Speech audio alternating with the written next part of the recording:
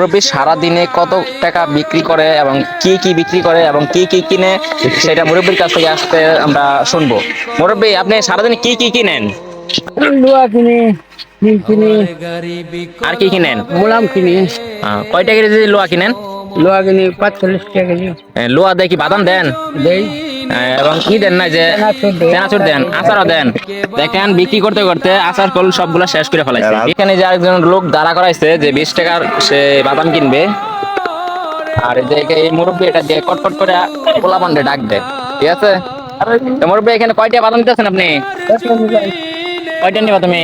15 টাকা। আচ্ছা, ওনাকে যে 15 টাকা বাদাম দেন।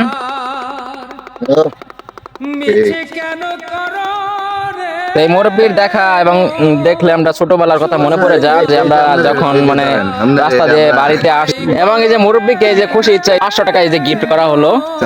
তো